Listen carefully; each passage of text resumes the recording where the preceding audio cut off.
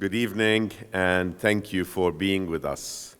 It's a pleasure to welcome you to the final event of the Qalam Literary Series for this season, for this academic year. Over the past year, Qalam has brought us together with some of the most celebrated voices in literature from the global South. There are moments that divide a life, unmoved by intellect, untouched by perspective, impervious to belief. One moment, the world retains its familiar structure, the steady rhythm of daily joys and minor irritations, the voices we love and the patterns we rely on, the hum of ordinary comforts. The next, that world collapses, folding in on itself, and in its place a silence so vast it echoes. For some, that silence follows the loss of a parent or a partner, for others, a child. For Sonali Deraniyagala, it was all of it at once. It began on the day after Christmas, under the warm Sri Lankan sun, as a family gathered by the beach for what was meant to be a quiet holiday, and then, without warning, a wave. In 2004, Sonali lost her two young sons, her husband and her parents, to the Indian Ocean tsunami. That sentence alone is hard to speak aloud, almost impossible to grasp, and yet, from that unimaginable loss, Sonali found the language to bear witness. What began as fragments, flashes of before and after, suspended in time, took shape slowly.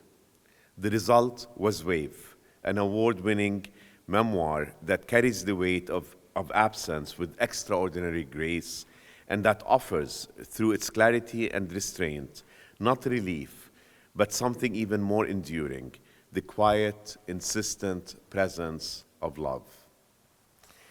Tonight, we have the extraordinary privilege of being in the presence of Sonali Deraniyagala, who joins us as both an acclaimed writer and a scholar with a distinguished academic career. Born and raised in Sri Lanka, Sonali trained as an economist and earned her doctorate from the University of Oxford. She currently teaches at SOAS at the University of London and at Columbia University in New York, where she invites honest reckoning with the world and our place in it. Sonali, thank you for being with us. To hear from someone who has endured the worst a human heart can bear and has found the courage to give it voice is humbling beyond measure. Guiding our conversation tonight is someone who needs no introduction at GUQ, the esteemed novelist Kamila Shamsie. Kamila has been the driving force behind Qalam as our inaugural writer-in-residence. We're deeply fortunate to have her with us. Throughout this series, Kamila has shared her passion for storytelling and curated conversations that deepen our understanding of how words shape our worlds. Words shape our world. Kamila has penned 8 critically acclaimed novels, including Burnt Shadows, A God in Every Stone, and Home Fire, which won the Women's Prize for Fiction in 2018. Tonight's conversation, then, is a fitting culmination of everything Qalam stands for. Together, Sonali and Kamila will help us confront difficult truths and perhaps discover hope and meaning within them. Thank you all for being here and for making Qalam such a meaningful success. It has been a privilege to share these evenings of literature and dialogue with you, and I look forward to the resumption of the series in the fall. Please join me in welcoming Kamila Shamsie to the podium.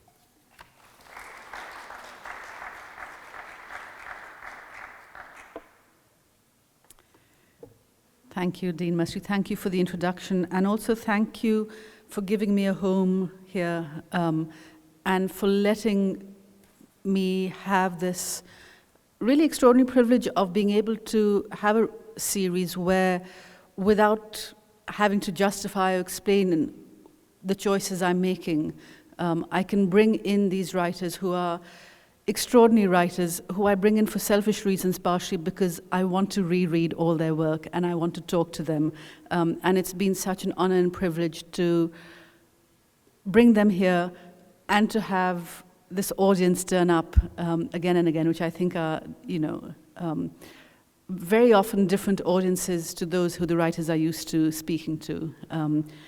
And Doha is, for many of them, it's a first visit to Doha. And they speak about how being in this particular geography makes the conversations feel different.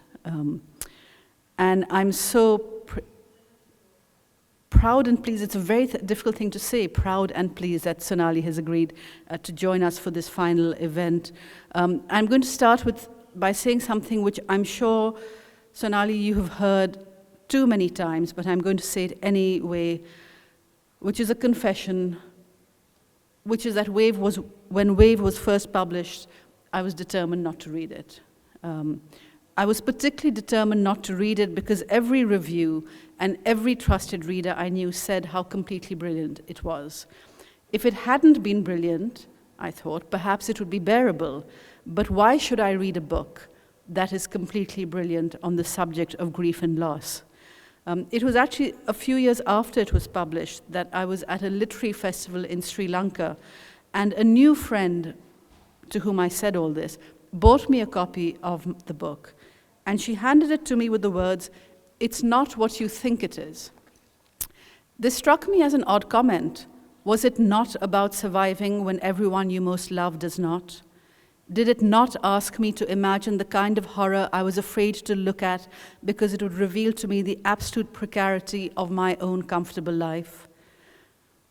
Even so, it was a book in my hand, and so I did what I had done my whole life with every book that had ever found its way into my hand. I began to read. Writers are monsters, in a way. No matter what we're reading, no matter how deeply affecting the subject matter is, there is a part of our brain always standing back asking the question, but how good is it as a piece of writing? The writer may know about grief, but does she know about sentences? Here's the thing about Sonali Deraniyagala. She is an astonishingly fine writer. She's so astonishingly fine, I was almost offended when I read it. I had dedicated decades to the practice of writing, and along came this economist whose previous writing was academic papers, and somehow she knew how to do all this with language. My apologies to all the economists and everyone who did academic writing. I'm never going to underestimate you again. How was she able to evoke so clearly in a single sentence, sea eagles in a devastated landscape? I'm just going to read this one line. Bold in this desolation, they sailed low, sudden shadows striking the bare ground. It's like something out of Homer, really. How was she able to find the voice to describe so lucidly an absolute chaos of mind and heart? How was she able to be funny, sometimes via the darkest humor and sometimes via the sunniest stories? I've read Wave 3 times now, most recently this past weekend. As with all art, it changes as we, the readers, change and as the world changes.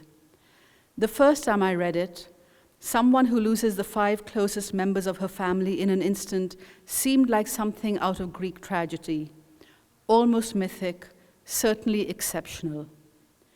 This last year and a half, we hear every day, those of us who don't deliberately turn away from what needs to be witnessed hear every day of people in Gaza whose entire families are obliterated. It is more evident to me now than ever that refusing to read Wave was as foolish as refusing to look at Picasso's Guernica on the grounds that it might be upsetting. We are human, we live in the world. Trying to shut ourselves off from upset only lands us and the world into a lot of trouble. But this also needs to be said. Experiencing art, real art, is never just pain. There is also always wonder and amazement, and yes, pleasure. Reading and rereading Wave truly has brought me wonder, amazement, and pleasure. And it's not just because the sentences are brilliant. It's also, of course, about what Sonali does in those sentences. Among the things she does so powerfully, in fact, perhaps what she does most powerfully of all, is allow us into her memories of the world before the wave, so we can come to know her husband Steve and her boys Vikram and Mali. Vikram's obsession with birds, Mali's flair for the dramatic, Steve's love for fiery hot prawn curry, the laughter of all three of them as they tackle Sonali to the muddy ground in her white jeans one London day on Hampstead Heath. She etches it all so vividly. Wave is not a book about the dead, but about the living. How brightly the three of them shine in these pages, and Sonali shines in their company. When my new friend in Sri Lanka said, "It's not what you think it is," what she meant was, you think it's about pain, but really it is a book about love with all the resplendent joy as well as the sorrow that comes with love. Please join me in welcoming Sonali to the stage.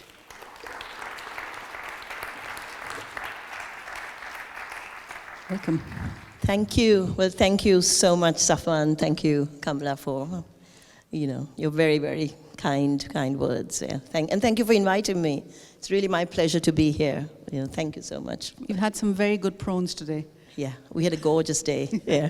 We saw some falcons and ate some prawns. We did? Yeah. Really lovely. Not the other way around, which would have been less fun. Yeah. I'm going to start with a question which is often a question I start with when I'm talking about a book, but it has a slightly different resonance when I ask you, given the book, which is, quite simply, how did this book come to be? Yeah, I'll give you the short answer, and yeah, I'll give you the long answer. Yes, I will.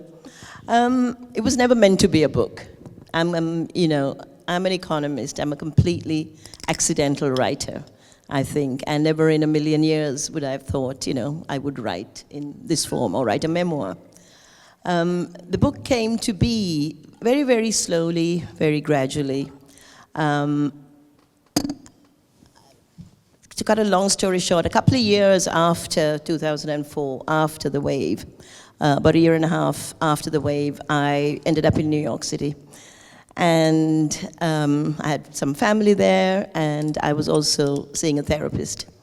And so I would turn up every day and say, of course, I don't want to live, I want to die, and so on.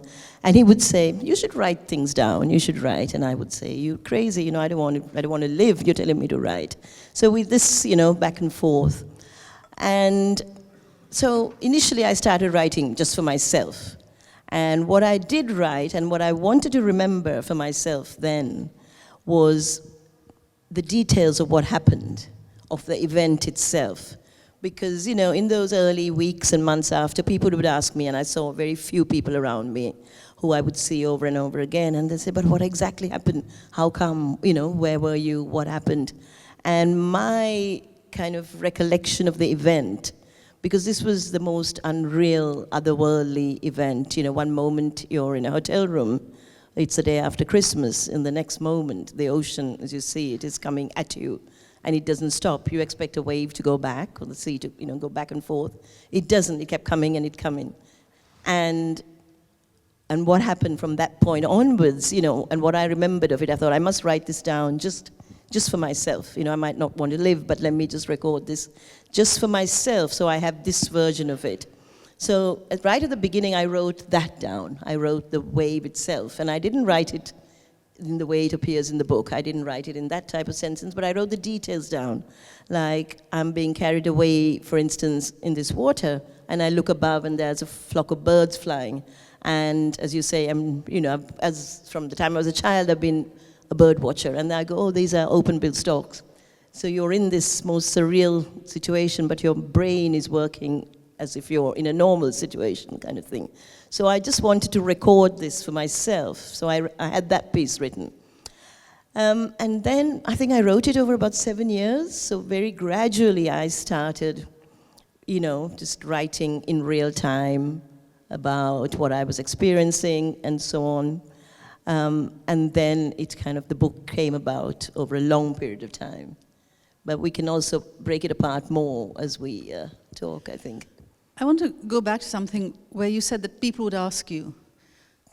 So presumably when people said what happened, you would have some version of what happened. And I wondered whether when you sat down to write, where it was just a matter of taking what you'd already been saying and put it on paper, or whether the act of writing in some way prompted different memories or a different way of telling it.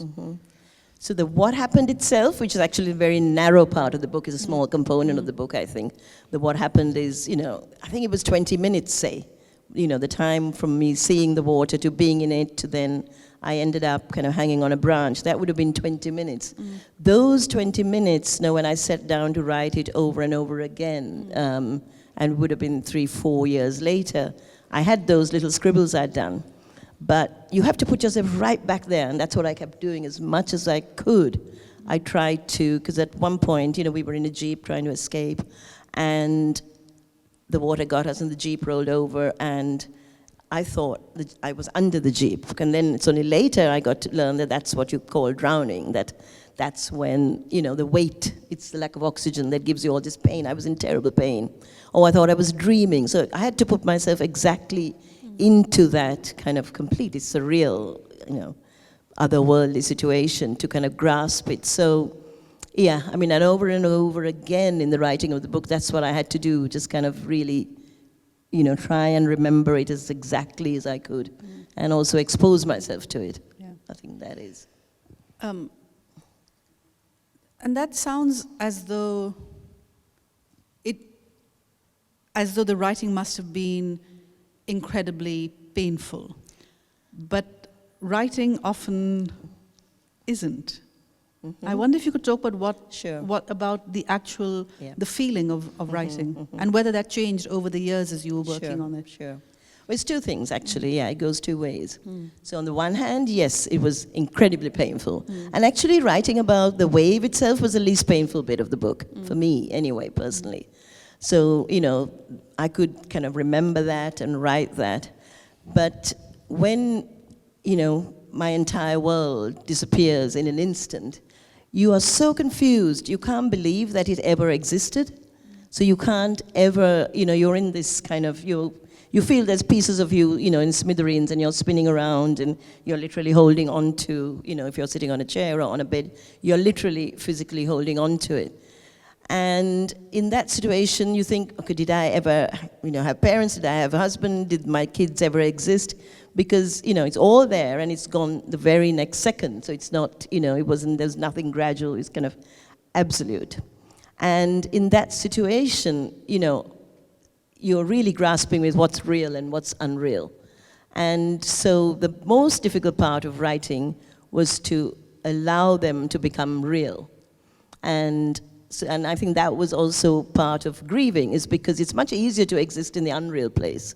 It's much easier to exist in the place where you're quite numb to the pain of it. So the hardest part of the writing was to de-numb yourself and to put yourself right back in, our kitchen at home in London, or to remember, things the kids said or did, so that is the most painful thing.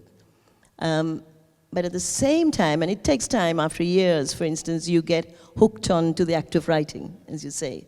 And then you think, what is the best way that I can express this? And I always said I wrote for myself, but maybe that's not true, no? When you think about it, maybe I was thinking of, somebody else going to read it. And I always say I wrote for one person, maybe my shrink in New York, who was always the first person to read every piece. And then I had a small group of friends I wrote for, and they would read it. So I had a few kind of people I thought I wrote for their ear. But then you get hooked on to, how do I best express this?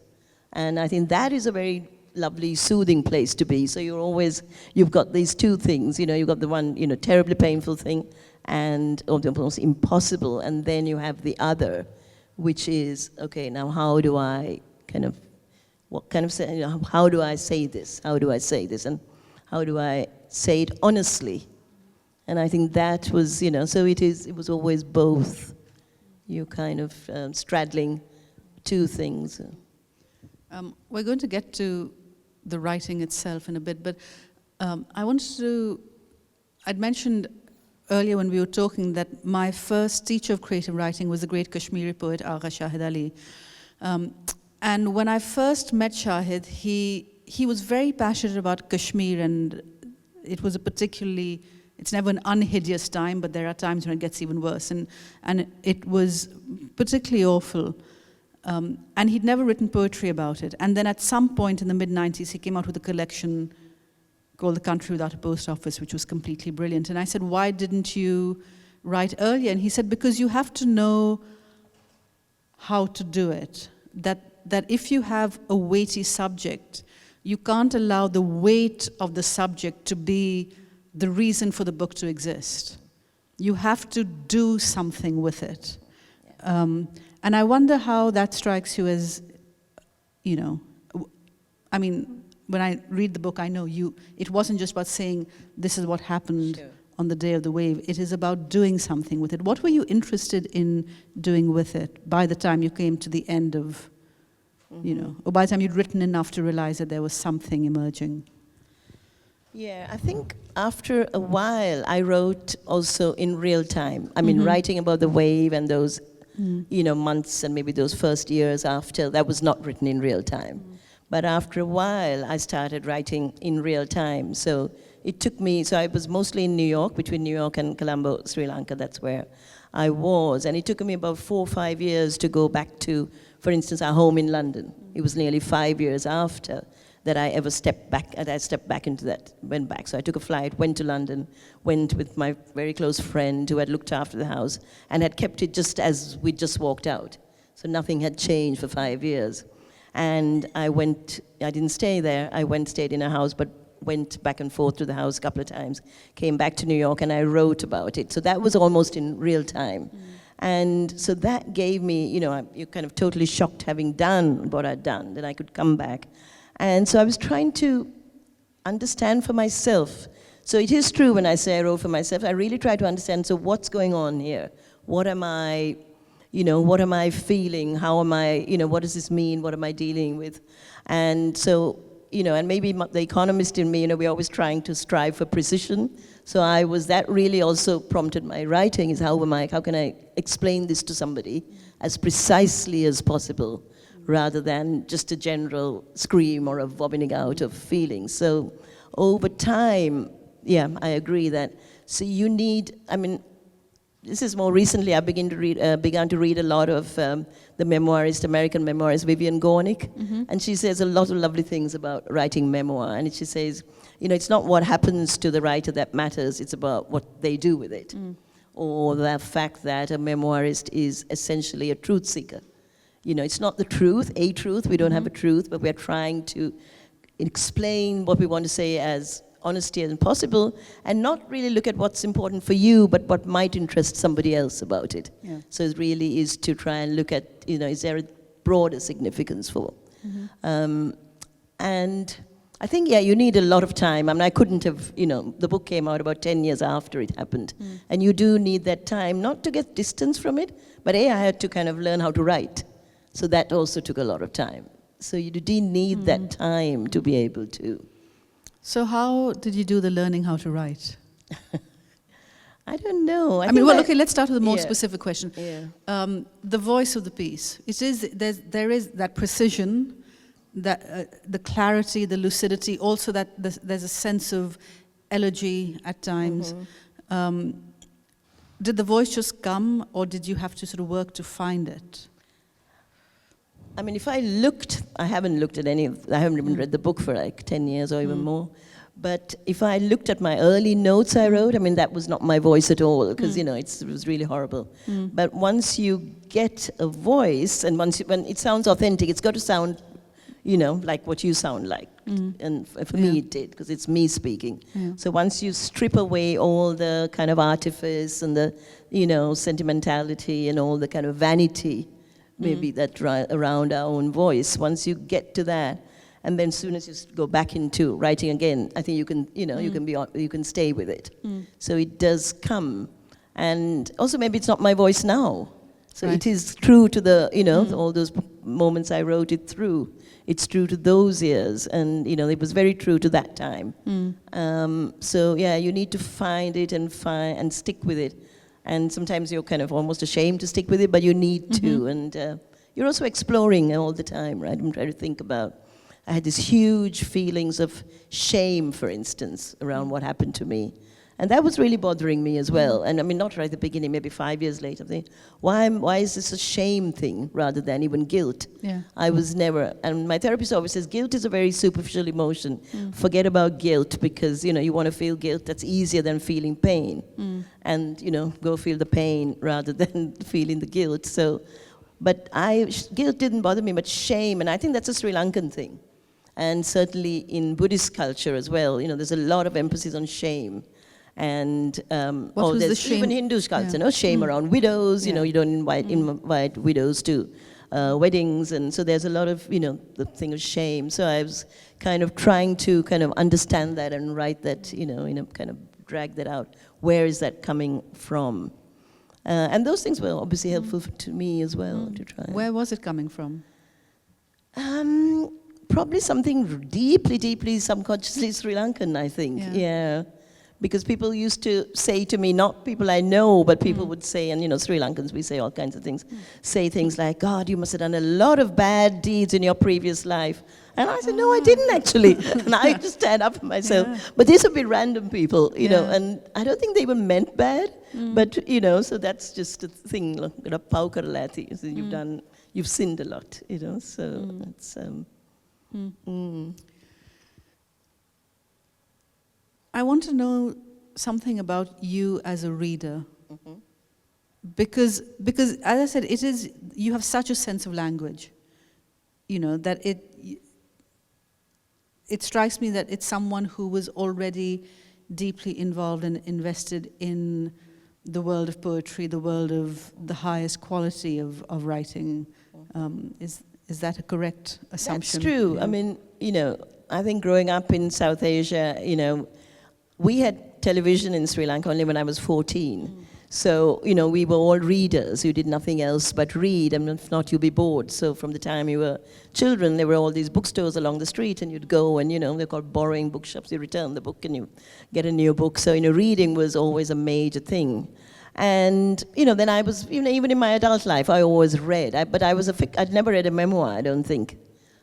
So I would have probably read memoir after I wrote Wave. So I was always a fiction reader, and maybe, and I read poetry.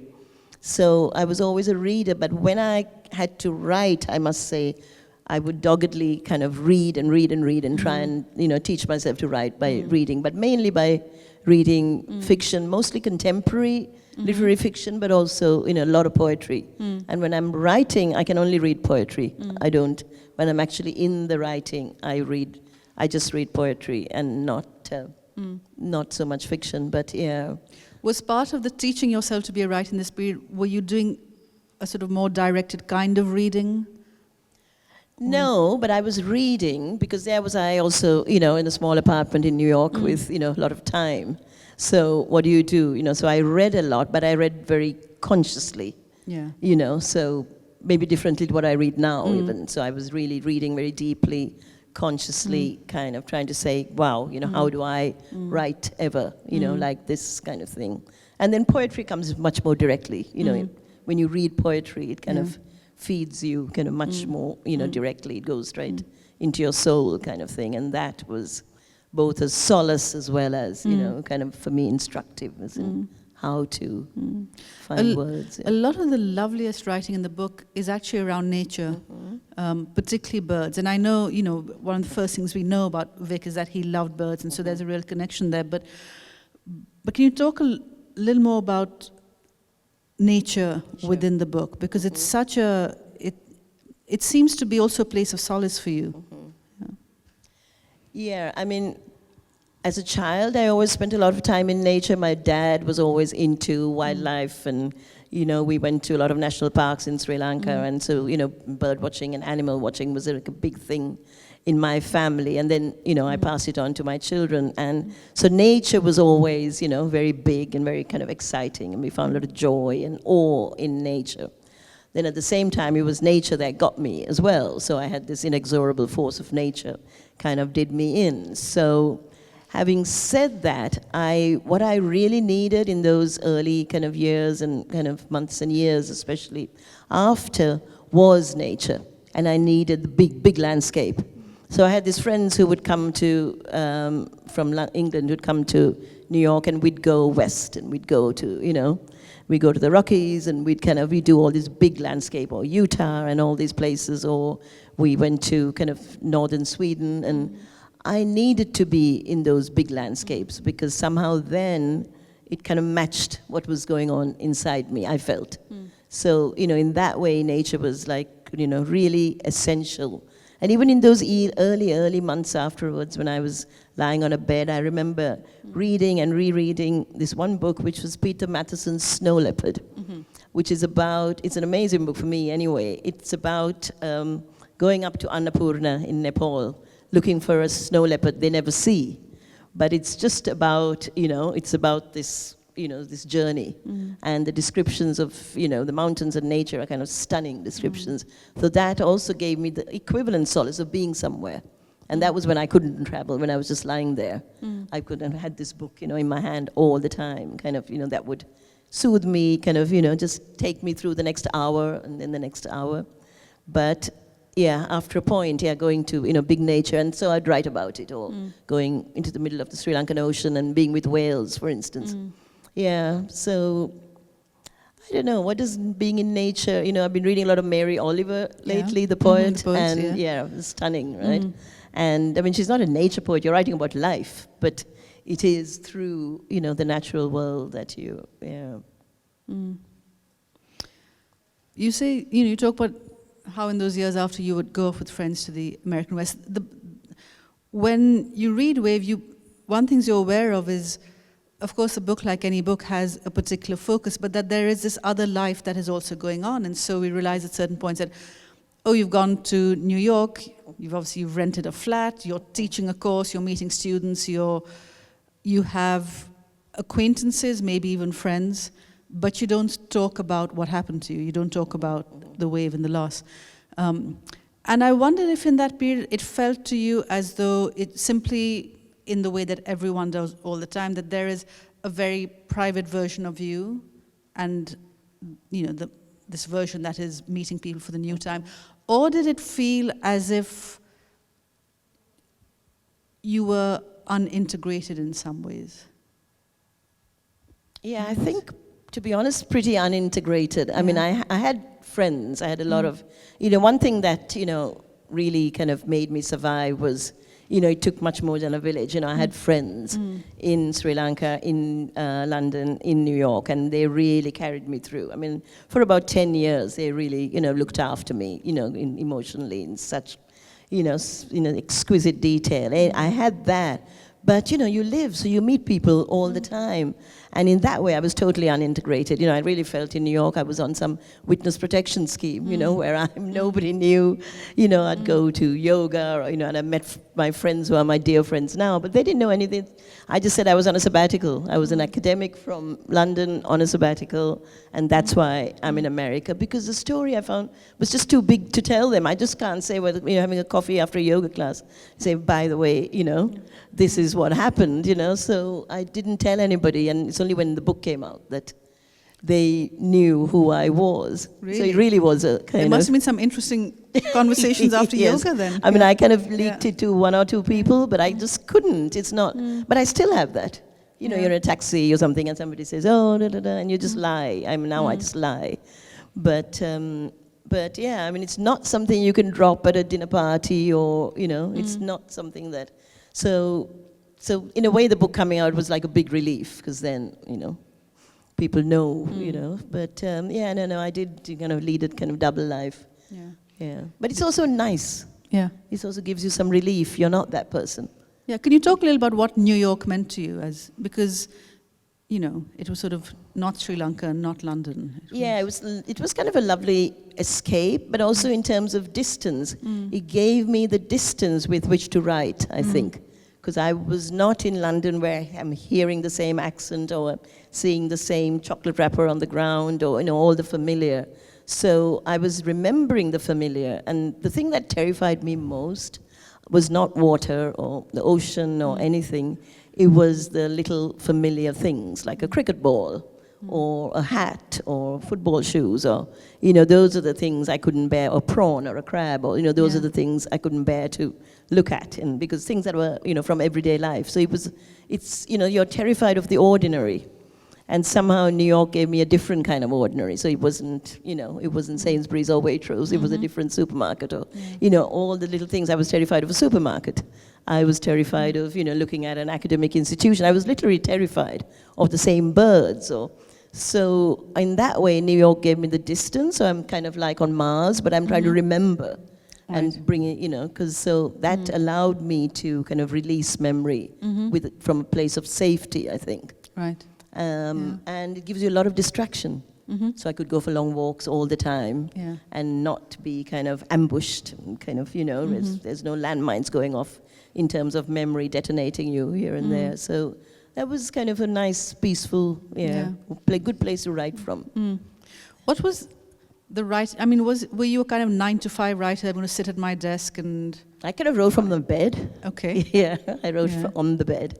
And not at all a 9-to-5. This may seem like silly, but did you do your other... I mean, had you always written from the bed? No. So it was a different... No, it's kind of a safety, cocoony place, I guess.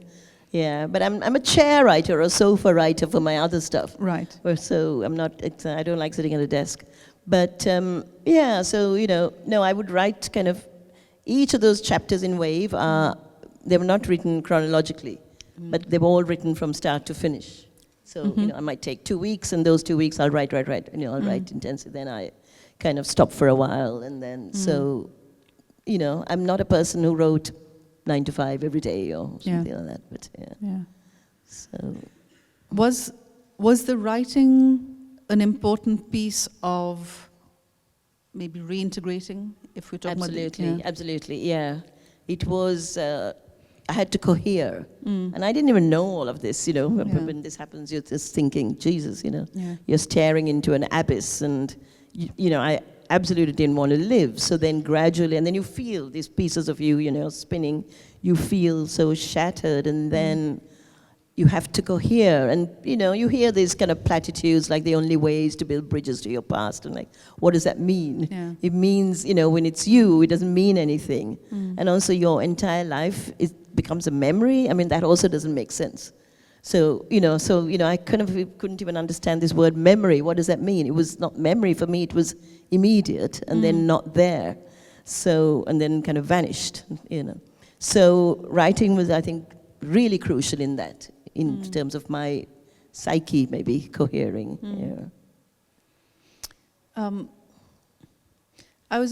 There's a line you use when you, I think one of the first moments, I mean clearly the first moment, where you said, when I stood there, I had the nerve to remember. And I was interested in the word nerve, because I think a lot of people very often use the word strength. And I noticed that in the book you don't really talk about it. Very often people, it's sort of a line people use about when you say, someone's lost someone, how is she doing? Oh, she's being really strong.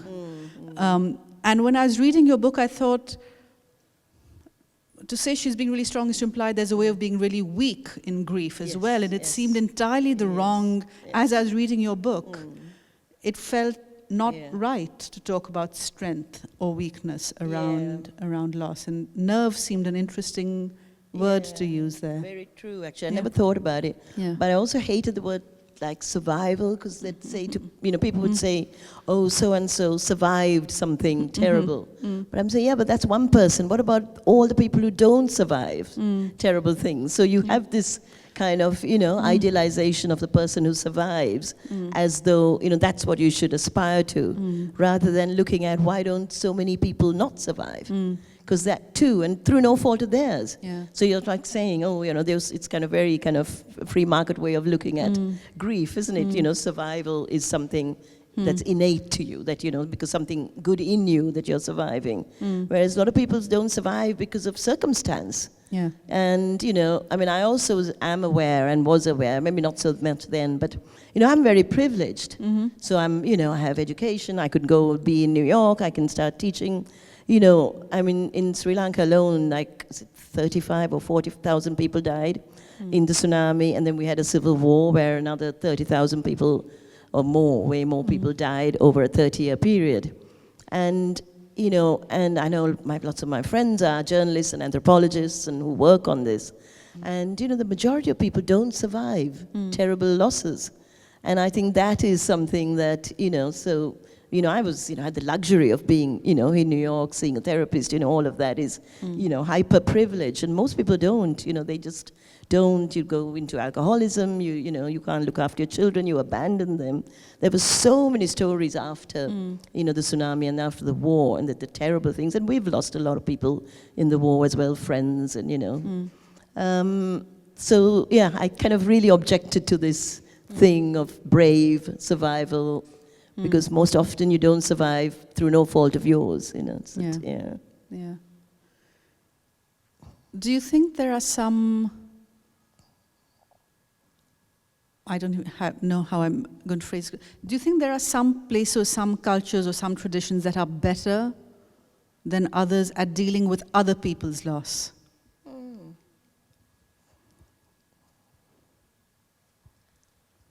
Because I'm thinking back also to, my response, so I don't want to read it. And also sometimes people will say, someone has had something terrible and you'll have a person say, oh, I wouldn't know what to say to her. Yes. Or I've been avoiding her because I don't know how to deal with, I don't know how to deal with what happened to this person. I think it's across cultures, right? We have it, certainly Sri Lankan, certainly British. I'm not so sure about the US, but it is, across cultures, this fear of, saying the wrong thing. And most often people do say the wrong thing. Yeah.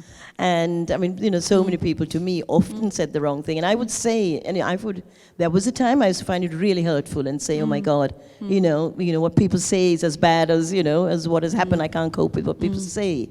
But they don't mean the wrong thing. And that too, it's not coming from a mean place.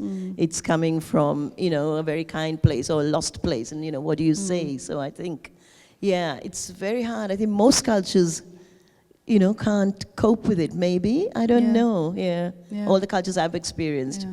I think I was very fortunate to have friends who could. You need people to be able to look at it in the eye. And even though you can't, you need people who can look at it and say, yeah, this is the worst thing. And you need that rather than saying, well, I know somebody else as well and they're okay now. You don't need that when it first happens. That's not the narrative. You want to say, this is terrible. You want someone to kind of affirm how terrible it is. And people are really scared to affirm it because they think that'll make you feel worse. So I think that's the kind of something I've learned anyways, to just kind of go down that road and say it's the worst thing that can happen. There are a lot of people who say, oh, well, time will make it better. Time will make it better. And time actually makes it worse for quite long. It does. Time makes it worse in lots of ways, actually, because in a way the loss expands with time, because children would have grown, so the absence of the grown child is greater than the absence of, so loss makes it worse in lots of ways. It's just, it never goes away. It's just how do you live adjacent to it, kind of, and have some kind of equilibrium being adjacent to it, rather than kind of diminish it. You don't want to kind of squash it or squeeze it and make it smaller. You want to allow it to kind of grow and be as big as it wants, but just to be able to be kind of sit next to it. And you can't always do it either. So, I know from reading an interview you did once, that someone once said the wrong thing, but you were quite interested, I thought, on the subject of that wrong thing maybe not being as wrong as you thought it was, which was apparently one of your friends saw you and then wrote back to your other friends and said, oh, Sonali's, she's the same Sonali as before, kind of thing, and you got really enraged.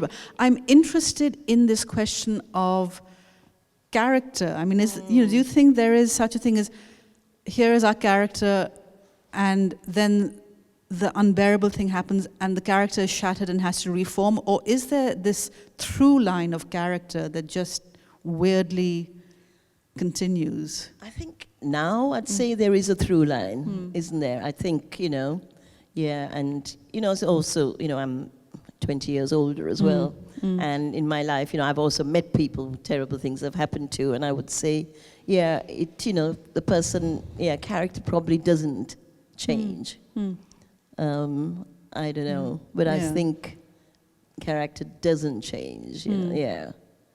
It could, I mean, it depends on, maybe there's no general answer to that, maybe,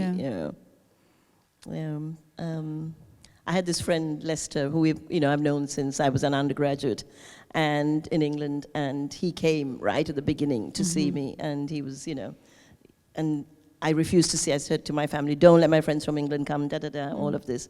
But he walked in, and I would have shouted at him saying, being so ungracious. And this would have been like in the first weeks, why are you here or something? So he came back to England, and my other friends went, crying, saying, how is she? And he just said, he's a very lovely, unsentimental man. He said, stroppy as ever, which means, bolshy as ever. But, so maybe, maybe it doesn't change. And, but, It's interesting because you mentioned shouting at him. When you read the book, it seems that the first strong emotion actually seems to be anger. Like immediate. Yes. Yeah, which is... Yes, it's kind of a weird combination of like being totally helpless and very angry, isn't it? It's that, I think. Yeah, but yes. And anger, not even, maybe anger at people who are around you rather than anger at why did this happen. I don't think I even went down that route because it was so big and so confusing that I couldn't go, I'm mad at the ocean, or I'm mad at this, or mad at... it was just angry at people who said the wrong thing, or angry at, it was kind of a smaller anger, but kind of, misdirected. Yeah. Well, there's just wonderful moment of absolute brutal anger, honesty, when you're just angry at this boy who survived. Yeah. And it's so raw. I mean, I think it's, there's no point where I feel that you were writing, you thought, oh, I shouldn't say this because I don't look good. No, I had to. I thought if I also wanted to do after a point when when I've kind of, I knew I had that thought. So when I was kind of, there's the first chapter in the book, and I was kind of, polishing it up, and I thought, if I want this to be of any use and for someone to understand what happens to a mind that's totally, in that moment of, in a huge moment of trauma, you don't even know, what are the emotions you're having. One is irritation. You're like irritated. I can remember being in this building and this phone kept ringing and ringing, and you just want to smash the phone up. And there was this little boy who had also got washed up, and he was crying, and I'm just thinking, oh, fuck, I'm in a normal situation, I would have, helped this kid, and that would, I'm not a normal, horrible person, so I'm not. But, I just wanted to see this is what happens to you when these are the thoughts which are completely normal, in that situation, because you're not in a normal situation. And if this to be, if it's to be kind of accurate in any way, it's not like, oh my God, I'm so fearful. You're also having horrible thoughts, and it's kind of... Your other life, you're an economist.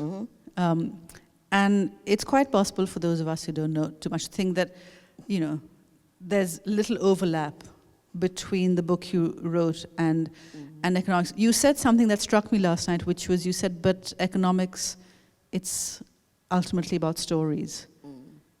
Can you expand on that and also talk about the way in which the stories around the wave became part of what you do as an economist? Yeah. Well, economics is, you're trying to explain why prices go up. You're trying to explain why people are unemployed. You're trying to explain why, Qatar is richer than Somalia. You're trying to explain. So these are all stories that, you are, and, we build just like you have chapters, or you have kind of, when you write, economics is all built on assumptions. And so we are writing, it's like poetry, really. You have to stick to certain, you're working within assumptions, or certain lots of economics is not maybe too many assumptions. So in that way, it's stories. And the sad thing that's happened with economics is, in a way, it's become mathematical. On the one hand, it's good, but on the other hand, it's got completely divorced from reality. Academic economics often can be very divorced from reality. So I always say to, when I teach, I always say to my students, even a boring equation of economic growth, you must see it as a story. There's a reason why, the variable on the, left-hand side, this whole history of economic thought has brought it there. You can see why the variables on the right-hand side of the equation, why they've come about, and you're trying to explain why economies grow, for instance. And you left out a lot of, like in all stories, we might leave out the most important aspect, and then your theory is wrong. So it is about stories. It's trying to make your story as complete as possible. So in that way, it's about stories. And so my recent teaching actually has been, or my academic work and teaching has been on looking at climate and also large-scale, particularly large-scale disasters, and looking at their economic effects. So the course I teach at Columbia, I was saying to you, I teach it with the earth scientist, so he teaches all the science of it, and I look at the socio-economic impact. And that's about stories, what happens after Hurricane Katrina, what happened. And, you see, some people said, oh, New Orleans bounced back, but it did, but you also see bounce back, how do you measure bouncing back? And you also see then, there's a lot of strong research in the US now that shows that the wealth gap and the income gap between blacks and whites increase after a disaster. And especially after FEMA aid has come into the picture. In every county that has received FEMA aid in the US over the last 30 years, there's an increase. Whites have got richer than they would have been had they not experienced a disaster, and blacks have got poorer than they would have been had they not experienced some disaster like droughts and mainly hurricanes and floods. So why is that? And so you need to find the story to explain why that is. And so in that way, it is economics and storytelling, kind of. Which came first? Were you writing Wave, or did your work as an economist turn towards a sort of post-disaster?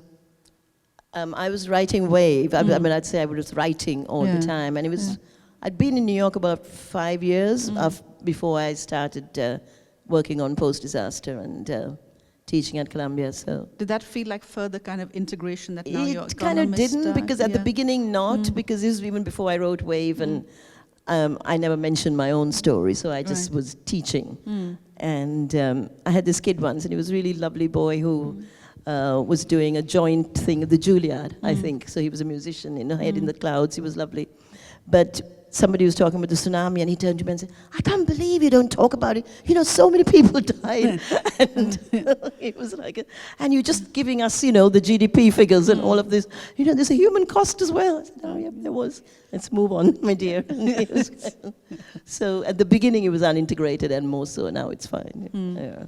But part of the work is because you would go back quite a lot to the area and speak to other people about. Yeah. So the stories you were hearing of other costs. Yeah, so for a long time in Sri Lanka when I was there, and I would always go back to where it happened. So I spent a lot of time, going back. And of course, when you go back to places, you meet people. And so I would talk, I would find out a lot about. And then gradually, the reconstruction starts happening. And as always in a developing country, there's a lot of money coming in, and so it's not only the good, you get the bad, the hilarious things that happen. And I remember there was this village that suddenly got a ton of fishing boats and fishing nets and things, and they're not by the sea, they were kind of by a big lake, and none of these people had been fishermen before, but they'd lied when the Italians came to give them aid, and as you do, you say, course, and then an anthropologist came along, and they said, actually these guys don't even know how to throw a net. So, now so they're going to sell the equipment. So you need to be unsentimental when you analyze, all of this stuff about, there's one way of looking at, aid in the post-disaster thing and say, oh, it's corrupt. It's not corrupt. You can see why, where this is coming from, where, things go wrong, and you can see why people do what they do. And I think it's really important to understand that, even in policy terms, if you want an intervention, how do you get the correct intervention? So in that way, it's good to kind of know, what's happening on the ground. And, As you saying this, it strikes me that it was some years before you were able to go back to the house in London, but it was just a few months before you started to go back and then went back repeatedly to where the wave actually happened. Yep, that's very true. Yeah. Well, I was in Sri Lanka. I didn't move out of Sri Lanka really for about 2 years. I mean, I went to the States, came back, came back. So, but I would go back repeatedly, kind of compulsively to where it happened. I think for two things. One is kind of to make the unreal real, but also because it was a place we all loved. So I still liked being there. It was, a really beautiful place full of eagles and elephants and, wild elephants and, amazing bird life and quiet. And so, I would drag all my friends and, kind of insist that we can. So I liked being there. So I think both reasons. It wasn't, so. And now I haven't been back for a while. So at that point, I had to go, a lot, and I think. I'm about to turn it over to the audience for questions, but I want to ask one more question before I do, which is, I said that, I read it 3 times over a number of years, and my relationship with the book has changed. I wonder what your relationship with the book is, and I know that when it came out, you didn't do a lot of talking around it.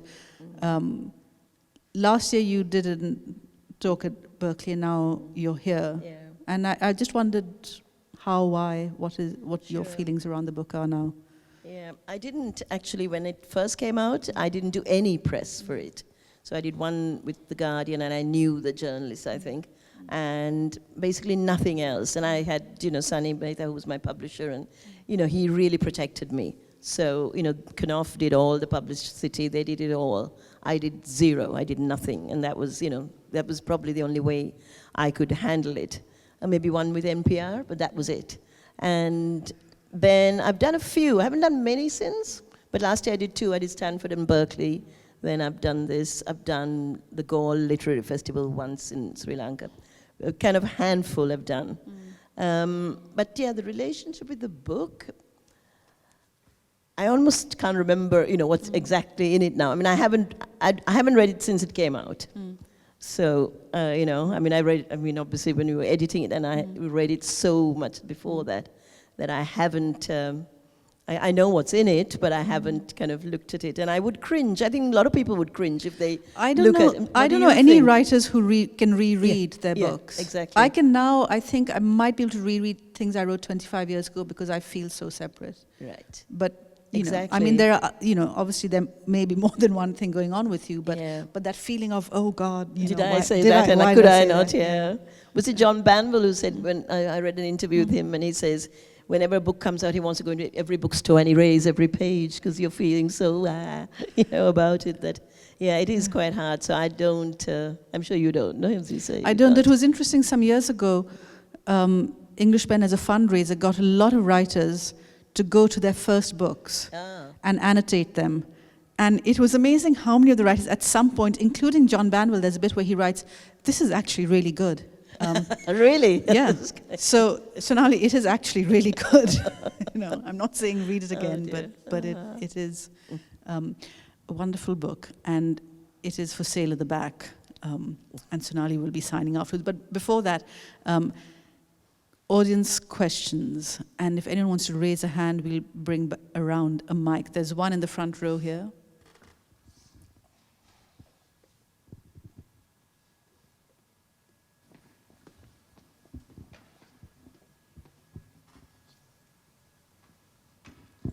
It's a real honor to meet you. I have a question that actually follows quite gracefully from your comment about your relationship with the book, and you may or may not want to speak to this, but my question is, if you were to write chapter 11, 12, and 13, would you care to comment on that? That's my first question. And my second question is, and it relates somewhat, I looked at the title before I read the book, and I was thinking, I guess I knew what it was about, but immediately I also attributed the word "the wave" to the wave of grief or the wave of emotions that you would have gone through, Kubler-Ross's, and I wondered if you could speak to that as well. I'll do the second one. I honestly couldn't think of a title. So I sent it off as The Wave, and my publisher cut off The. And I kept saying, I think that sounds better. And he just ignored me. So he just, and I honestly couldn't, we did try and think of another title, and then the one word actually does work in a way. And I didn't mean that to, evoke emotion, but maybe I did, but, I just thought simpler the better, and yeah. Then a book always has to end, and I think it ended, it ended where it ended. And, yeah, I mean, I don't know, what would I do with chapter 11, 12? I wouldn't know, that's, yeah. You mean if I was to extend it, where would it go? I mean it as a reflection now. Right. Relationship with the book now. I realize you haven't reread it. Yeah. But I'd be interested if you wish to share how you feel now 20 years later. Mm-hmm. Reflecting in this current situation, because you're talking about the book and you seldom talk publicly about the Sure. book. That's a hard one. I wouldn't know. I mean, no, I wouldn't extend that book, put it like that. Yeah. I think that, that stopped, it was written up to 2013, that book stops there. So, and if I write again, it probably will be different. It won't be, I kept saying to Kamila yesterday, I don't want it to be me, me, me, but, it might be looking outwards more. A combination of, through my perspective, but other stories or something. So, and that wouldn't fit into that book, so it would be, yeah, so it would be different, yeah. There's one question back there.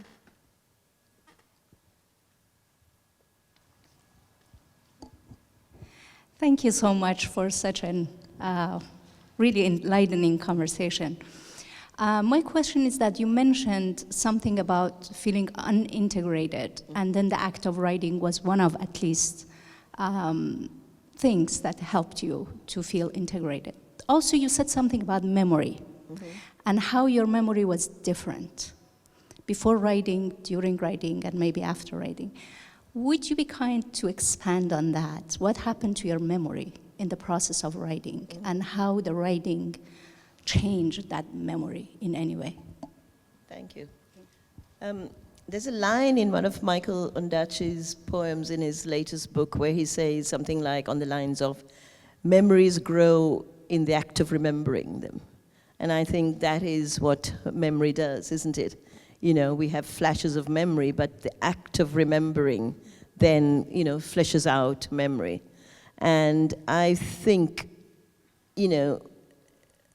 remembering very deliberately is quite different to just remembering on the off chance. Yeah.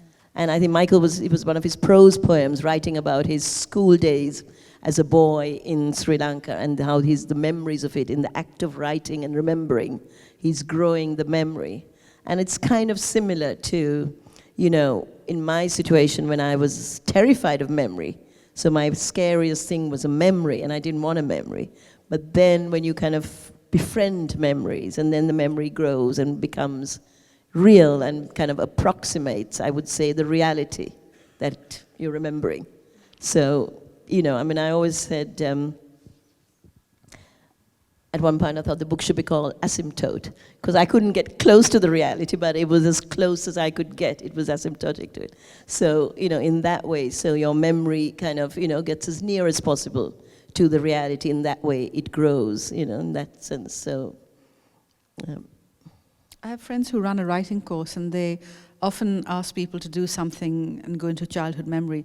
And they said, it's amazing how often people just start weeping, and they'll say, it's a memory I haven't thought about, but something about just, if you sit to write, I don't know if it's the focus you need, or whether there's something about the relationship between how our memory and the writing brain works, I think is. And of course, what I learned, of course, is that you're terrified of memory, but most of my memories actually are full of joy.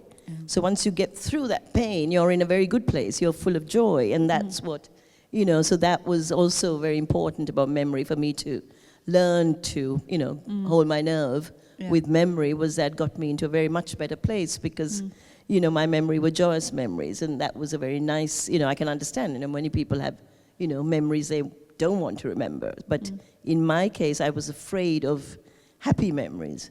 And that then, enabled me to, that was very important in cohering. So coming back to, so I think it's cohering with that person who I was, yeah.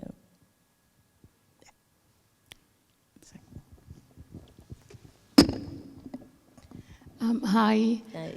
I was interested in what you said about the idealization of survivors, because in that event, it seemed so random and so cruel that the logical thing would be to not survive it, but yet you were spared. So I'm going to ask you maybe the wrong question, which is, do you think there was a purpose that you were spared? No, not at all. Totally random. Yeah. There's a question there.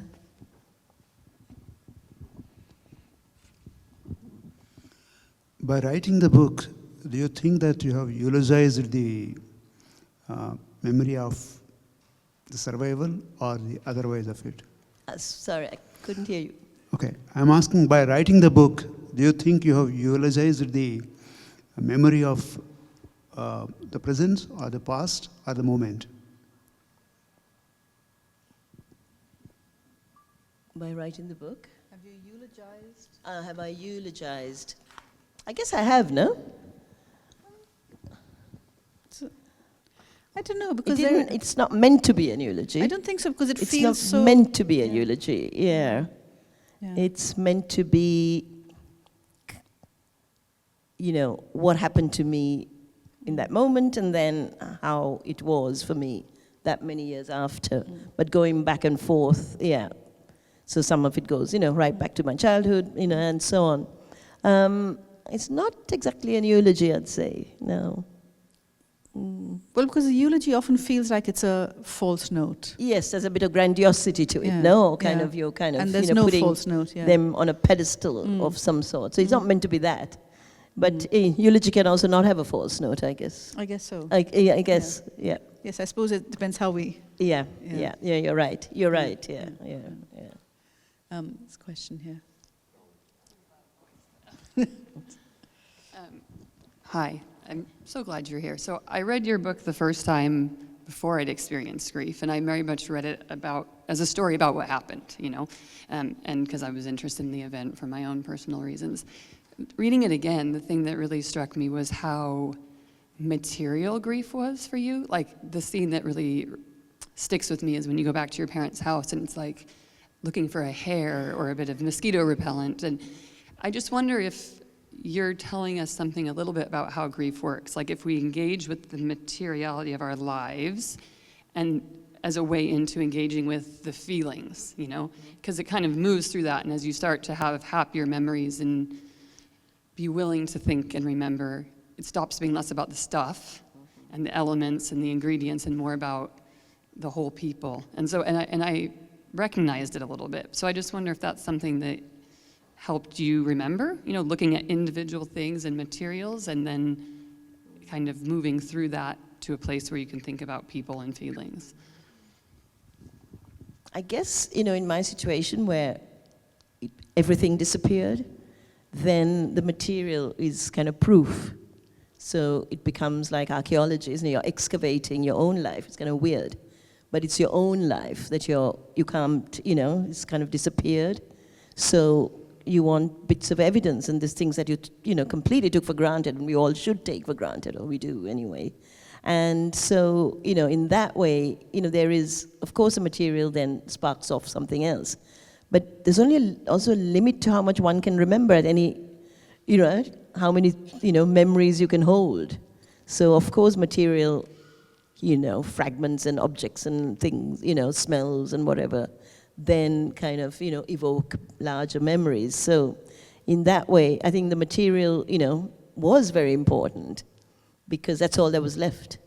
That's so you kind of, digging out your own life and, the material then leads to something else. But, many people didn't even have the material, especially after tsunami, where they lost everything. And this friend of mine who was doing research on this area, she talked about this one family, this one, he survived, the dad survived, the wife and the children all died.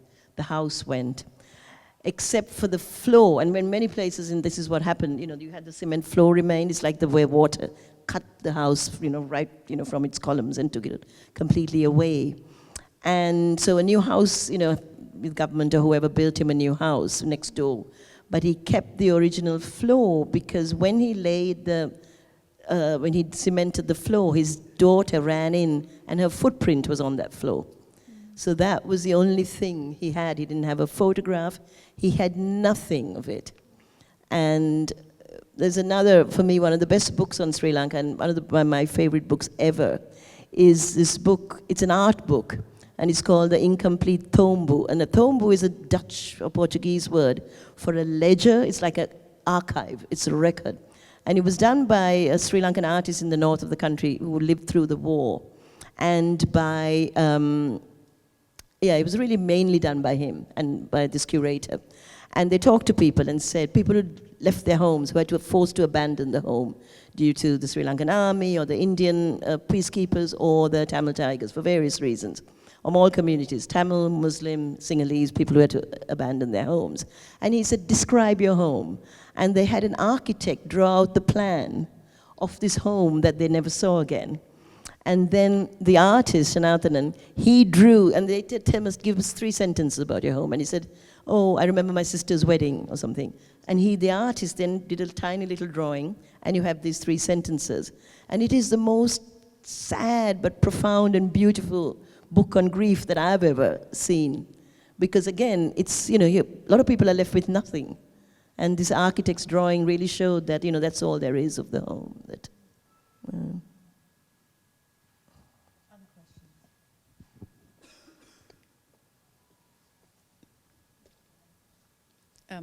Just here in the second row.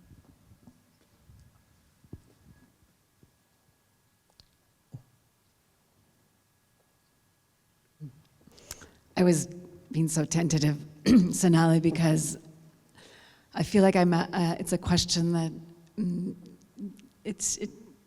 I feel like there's a conceit in asking the question, but I feel like a lot of people in the room, I don't think I'm alone here, where when we read the book, we hook into an experience in our own lives of loss, and how that catastrophic loss is often, there's tension around how to interpret it within a family, so, and again, this is me feeling like it's conceited to share a personal story, but when you were talking about staying away from the home for 5 years, I was thinking about after my brother died, he died in a remote location in a cabin, and my sisters and I had a disagreement about when to enter, and so I was of the opinion, well, I want to go in and touch his jacket. maybe his smell is still there, And my sisters were like, no, we keep it the way it is. We keep it the way it is. We're not touching anything. And it was sort of this heresy to go in and start dealing with the effects of my brother. And I share that because I feel like that might be the case where each of us has a bit of a connection. And I guess the question I wanted to ask was, how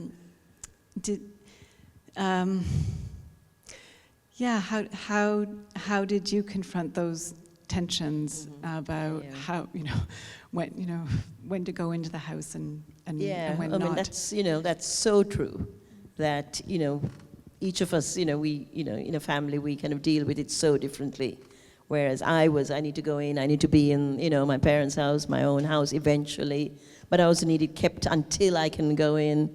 With my brother, was like, no, we can't, I can't look at it. We need to lock it up.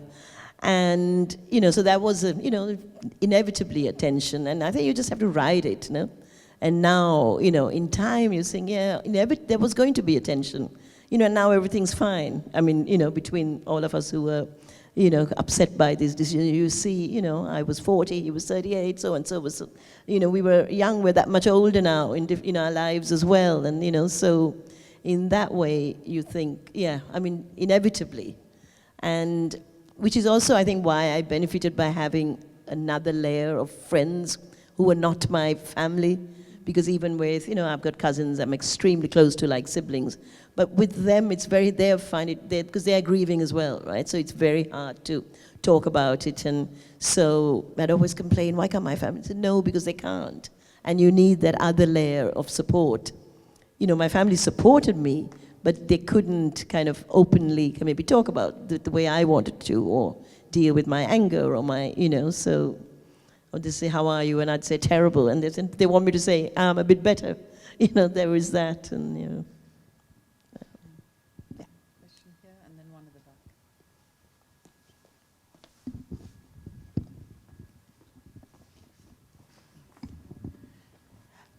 I'd like to know if your book has been published in Sinhala. Yes. And how it was received. Yeah, it has been published in Sinhala. Right at the beginning, called Ralla, which is wave. And lots of people, have read it. And the English, the first couple of chapters are also now, has been for a long time, it's part of the national curriculum in Sri Lanka, so it's part of their all 15-year-olds, kind of weird choice for 15-year-olds, but, all 15-year-olds, read it compulsorily. And then most of them read the book, later, but it's part of, and I didn't even know about that, but, I have all these kids coming and say, I read your book, is it really? So, but it's kind of.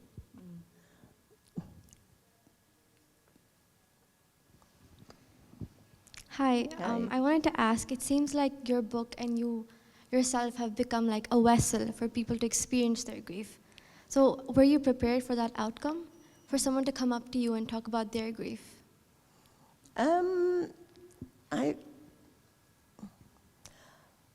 I don't think I was prepared. I mean, a lot of people write to me, and that's, fine, that, it's, they all, when they relate to it and they have their own stories. And, I get a lot of kind of emails from people, and because my emails are public, my address is public because it's academic, so people can reach me.